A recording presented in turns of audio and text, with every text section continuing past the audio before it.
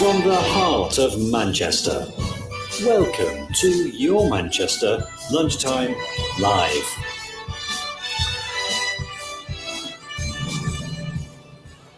Oh, yes, indeed. A very good afternoon to each and every one of you joining me, Ms. Belinda Scandal, here for our very first episode of our lovely Lunchtime Live. We've got a fantastic show lined up for you. We're going to be speaking to our lovely Austin Behan. So if you've got any questions, any suggestions, anything that you want us to ask one of our fabulous LGBT czars, this is the place to ask.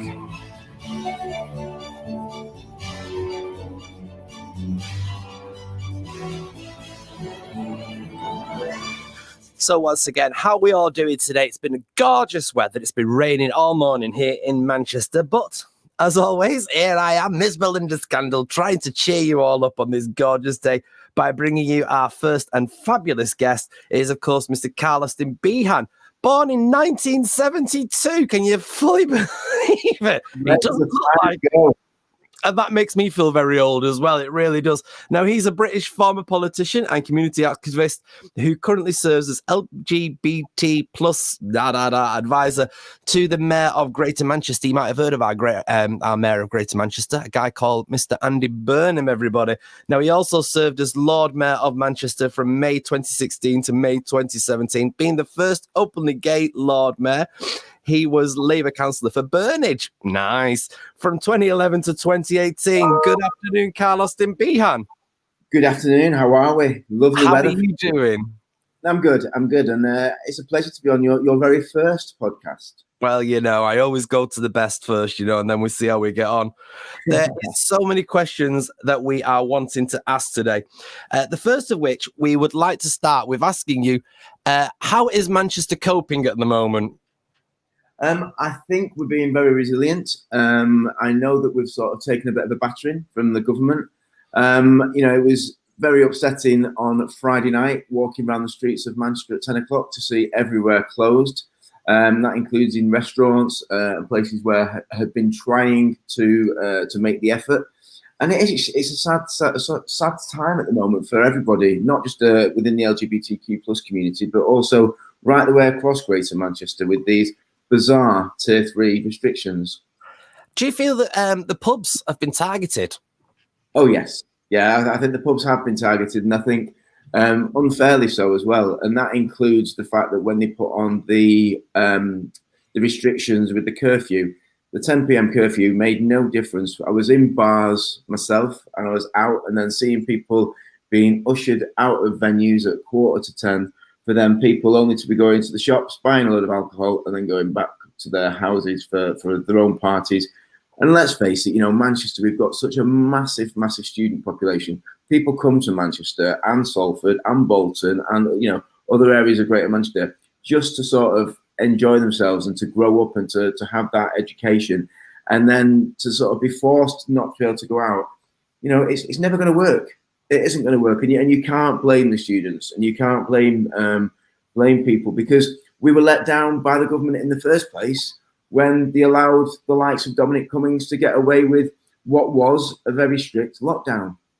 Yeah, I just find it strange that one comment that's really sort of ricocheting around my mind throughout this whole time is, how can it be okay for 15 to go to, for 30 to go to a funeral and get only 15 to go to a wedding?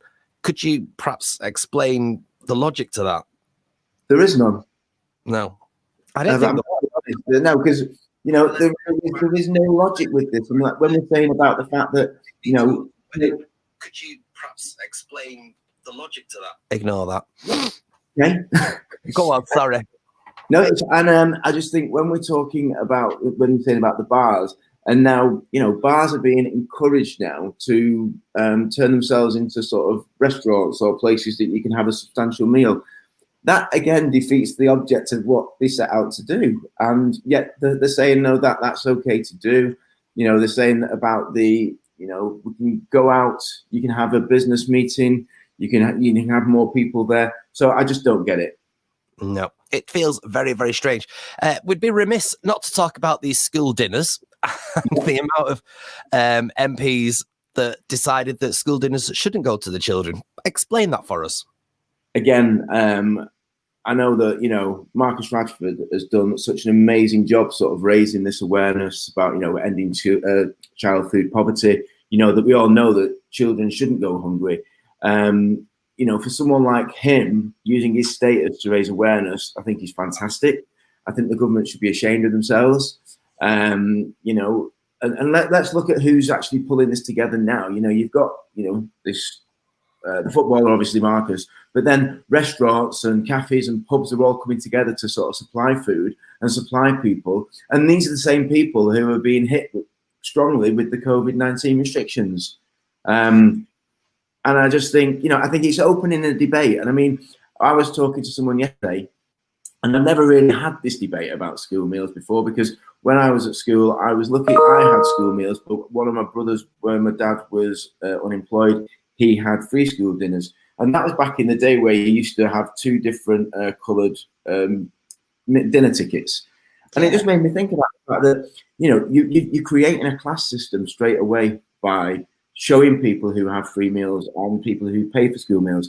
And then it made me think maybe what we should do is, when it comes to giving parents the child benefit, which every child in the UK receives, or a parent of the child receives child benefit, maybe we at source we take away whatever it costs for providing school meals, and school meals provided by all schools all year round for all pupils. So we've taken the money, we've already taken the money at cost, so that we're getting rid of that class system, whereas those people who do have a paid for school meal against those that do have free school meals. I just think it'd be a simpler way of doing it. And that way, it would be the same budget that you would know that was going to the schools for school meals, whether it's people getting them free or whether they paid for. Yeah, Boris Johnson, apparently, according to the Manchester Evening News today, is looking to increase funding for the poorest families over Christmas in an attempt to defuse a revolt over free school meals. And the Times quoted allies of the Prime Minister saying planning was underway to provide additional support for eligible pupils outside term time due to hardships facing during the coronavirus pandemic. Of course, there's still never a response from Number 10 itself. No, and also it seems strange. They're saying this now. Now people are doing things, and people are sort of trying to pull things to action and get them to sort of support this. But again, he's not saying that he's giving meals, is he? He's still saying that they're going to give more financial support. Whereas by doing the correct thing and giving the school meals and funding that properly means that it's the schools, the children that will benefit, because unfortunately, it could be a case of them not getting the meals. The MPs locally, our lovely MPs dotted around our lovely great region, what power do they actually have in overturning any decisions that are made by Parliament? Well, I think it's more a case of when it actually goes to Parliament, and I think the problem we've got is because it's a Tory government and they're quite strict on what they're doing. And we know here in Greater Manchester, the majority of our MPs are Labour MPs. And one thing that I thought was really powerful last week was when we had the 10 boroughs and Andy all sort of trying to get the extra money for going into Tier 3. And it showed unity. It showed them all coming together and actually all standing up at the same time without, and it wasn't a case of playing areas off against each other. It was a united front, and I think that was a really powerful message. And I think that, in a way, that's what scared the government a little bit. The fact that there was some Tory MPs as well that supported Greater Manchester and supported the region as a whole. And I know I've said this before, but also I think the whole North-South divide is going to become stronger. And I think when you look at the way that the media down south portrays the North, it is very much a case of, I don't think they realise the demographics of the areas and the makeup that we've got. And to sort of give us the 60 million that they sort of offered, when we look at, we've got 10 boroughs, we've got a difference in those 10 boroughs of whether you've got somewhere like Rochdale with 220,000 people, whether you've got Oldham with like 190,000 people, whether you've got Manchester itself with over 800,000 people. But then when you put the 60 million together, that's only £6 million per borough. So they're all going to be fighting for a share of that. So it needs to be done centrally. There's no point with turning around and. With the helping that we've got from the MPs, is there going to be a top up with funding from the local government, local councils?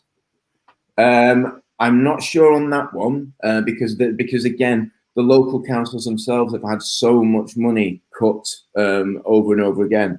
I know that when they looked at doing the actual what was needed, it worked out at £90 million was needed for supporting businesses and the furlough, and then they managed to sort of think, okay, we could manage 75, but then I think they were all quite happy to try and find £1 million each, so they took it to the 65, and I think that was the lowest budget you could possibly go for, and I just think that the amount of money is peanuts compared to how much is being wasted on things like the track and trace system. That the amount of people who signed up to it thinking they're doing the right thing, again, it's just completely flawed, and it's costing so much money.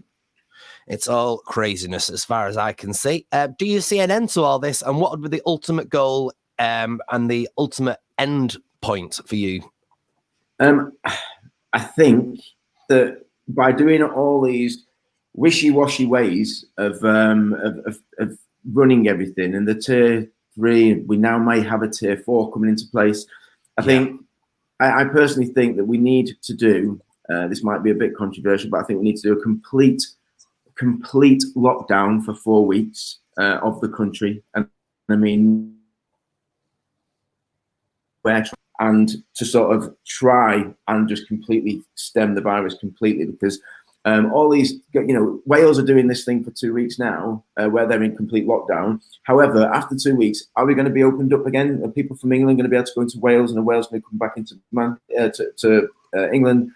And again, it's just going to keep going until we manage to either find. So just on that point, then, Carl. Obviously, Gran Canaria, very popular destination for the LGBT plus people. They're obviously going to be thinking about getting away from this country when they can, as soon as they can.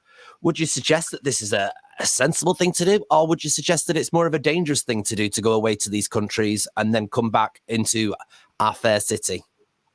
I think people are going to go away if they're given that opportunity. I don't think we can stop people. I know that we're advised not to travel out of a tier 3. I mean, I'm supposed to be going down to Devon this weekend, but can't go because of obviously being in tier 3. So we're not supposed to travel anywhere anyway. Yeah. It was that thing. I know that parts of the Canaries are open, and they've taken away the fact that you need to sort of do the self-isolation. I think it's about people taking common sense that they feel themselves. And I think, we're being pushed that there are rules and restrictions. But I think to be real strict, I mean, like the furlough, they're talking around with the staffing wise, paying the 67%. If venues aren't open, who's going to pay that extra money to keep those people in jobs? So that's going to have a massive effect. Regarding the travel, I don't think it's advisable. But at the same time, I think that people are just so fed up and getting so many mixed messages. Carl Austin Behan, thank you so much for your time today. That does wrap up our first episode here today. Carl Austin, once again, thank you ever so much. And we will catch up with you very, very soon. Always wise words from our Carl Austin Behan there. Stick around on Wednesday, everybody. We've got another fantastic show lined up for you, and we'll tell you more about that as well. Don't forget, on Wednesday evening, we've got our live video show for you with Michelle Eagleton and myself. That's all coming your way. Stick around. Thanks very much for everybody watching Lunchtime Live.